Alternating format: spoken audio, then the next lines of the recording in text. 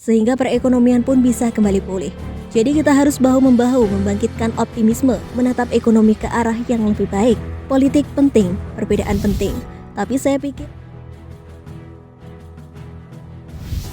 top RI bakal diserbu investor kakap dari Korea Selatan hingga Amerika Serikat. Sebelum menonton video ini, tarik nafas dulu dan jangan lupa untuk subscribe dan aktifkan loncengnya. Menteri Investasi Bahlil Lahadalia mengungkapkan akan ada investasi asing yang masuk ke tanah air. Investasi tersebut berasal dari Amerika Serikat, Australia, dan Korea Selatan pada tahun ini.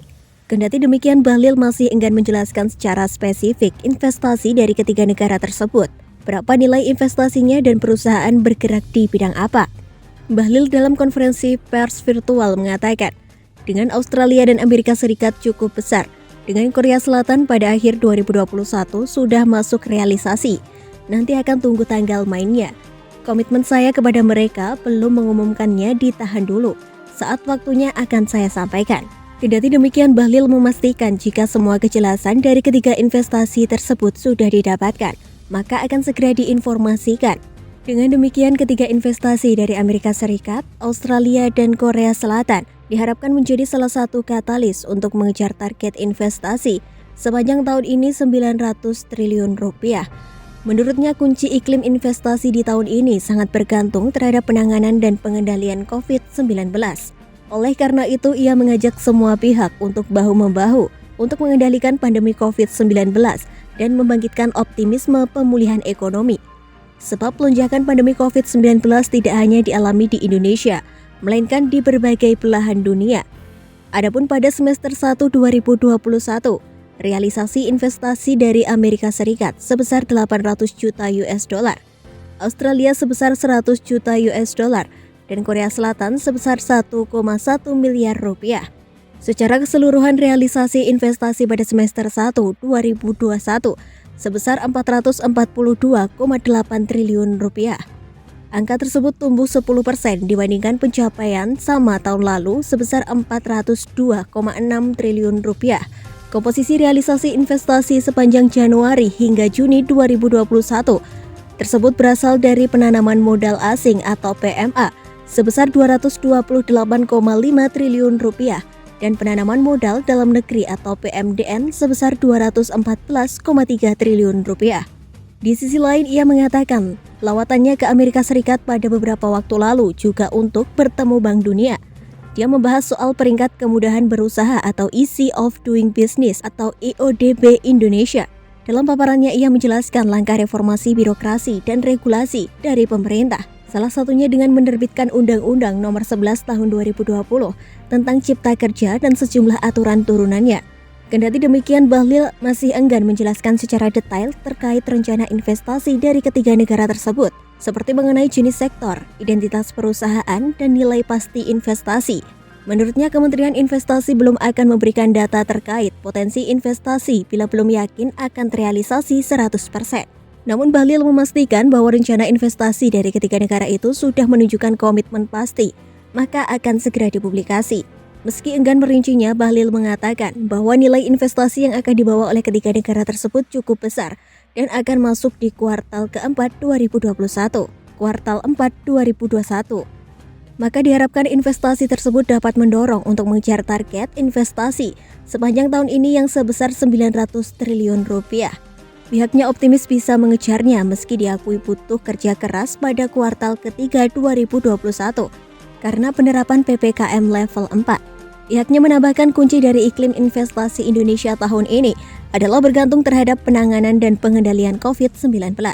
Oleh sebab itu, ia meminta semua pihak bisa saling bekerja sama dalam penanganan pandemi sehingga perekonomian pun bisa kembali pulih. Jadi kita harus bahu-membahu membangkitkan optimisme, menatap ekonomi ke arah yang lebih baik. Politik penting, perbedaan penting, tapi saya pikir lihat waktunya juga mana yang kita lakukan. Karena satu sisi kita perhatikan bagaimana penyelesaian COVID-19, di sisi lain ekonomi harus jalan. Ini bukan pekerjaan yang mudah. Ingin tahu lebih menarik? Yuk simak video selanjutnya. Terungkap, ini nilai kontrak EPC smelter Freeport di Gresik. PT Freeport Indonesia atau PT FI telah menunjuk dan menandatangani kontrak kerjasama dengan perusahaan asal Jepang PT Chiyoda International Indonesia.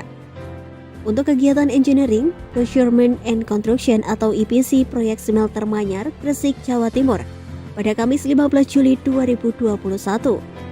Kontrak ini mencakup pengerjaan proyek pembangunan smelter berkapasitas 1,7 juta ton pengolahan konsentrat per tahun, serta fasilitas Precious Metal Refinery atau PMR di kawasan Java Integrated Industrial and Port Estate atau JIIP Gresik, Jawa Timur. Adapun produk dari hasil smelter ini yakni sekitar 600.000 ton katoda tembaga per tahun.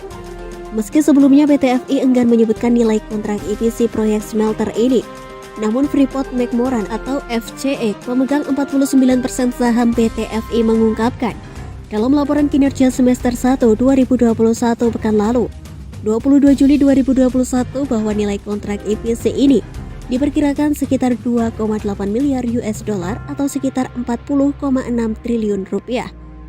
Diasumsikan dari kurs 14.500 rupiah per US dollar. Nilai tersebut tidak termasuk bunga yang dikapitalisasi, biaya pemilik, dan uji coba. Sebelumnya Direktur Utama MINDID Orias Petrus Mudak sempat menuturkan bahwa perkiraan nilai investasi untuk pembangunan proyek smelter baru Freeport di Manyar, JIIP Gresik ini mencapai 3 miliar US dollar. Bahkan FCE memperkirakan proyek baru tuntas pada tahun 2024. Target ini tergantung pada ada atau tidaknya gangguan selama pandemi ke depannya. Berdasarkan amanat Undang-Undang Nomor 3 Tahun 2020 tentang pertambangan mineral dan batu bara atau UU Minerba, di mana batas akhir pengekspor barang mentah termasuk konsentrat tembaga yakni 3 tahun setelah UU ini disahkan, tepatnya pada Juni 2023 mendatang. Sebelumnya, Vice President Corporate Communication PT Freeport Indonesia, Riza Pratama mengatakan Freeport akan berupaya merampungkan proyek ini pada 2023. Target ini menurutnya disesuaikan dengan komitmen Freeport pada saat kesempatan divestasi 51% dengan pemerintah. Saat dikonfirmasi perihal target capaian proyek di tahun ini, ia belum dapat membeberkan lebih jauh. Yang pasti kemajuan akan diverifikasi secara berkala atau setiap 6 bulan sekali. Artinya kemajuan proyek baru dapat diketahui kembali pada akhir tahun. Seperti diketahui dalam perjanjian divestasi saham yang dilakukan pada 2018, salah satu komitmen Freeport yaitu membangun smelter baru dan ditargetkan bisa beroperasi pada 2023.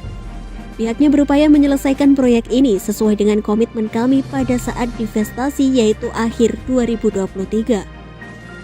Adapun untuk memenuhi kewajiban atas kapasitas smelter di Indonesia, perusahaan telah merencanakan beberapa strategi, di antaranya seperti dengan perluasan kapasitas di PT Smelting sebesar 300.000 metrik ton konsentrat atau meningkat sebesar 30%. Dalam laporan itu, perusahaan akan membiayai proyek perluasan ini dengan nominal sekitar 250 juta US dollar. Kemudian dengan adanya perluasan tersebut, maka pembangunan smelter baru di Gresik hanya berkapasitas 1,7 juta metrik ton konsentrat per tahun, yang sebelumnya ditargetkan mencapai 2 juta metrik ton. Pada Juli 2021, PT FI memberikan kontrak konstruksi pada PT Chiyoda International Indonesia dengan perkiraan biaya 2,8 miliar US dollar. Dengan penandatanganan tersebut diharapkan pembangunan smelter selesai lebih cepat tanpa ada gangguan. Selain membangun smelter baru, Freeport juga tengah mengerjakan 2 proyek lainnya, yaitu proyek ekspansi smelter yang dioperasikan PT Smelting saat ini dan proyek Precious Metal Refinery atau PMR.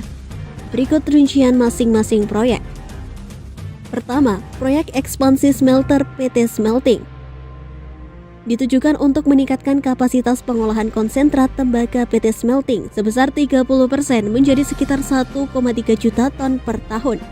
Proyek ini diperkirakan akan memakan biaya sekitar 250 juta US dollar atau sekitar 3,6 triliun rupiah dan ditargetkan rampung dan mulai beroperasi pada 2023.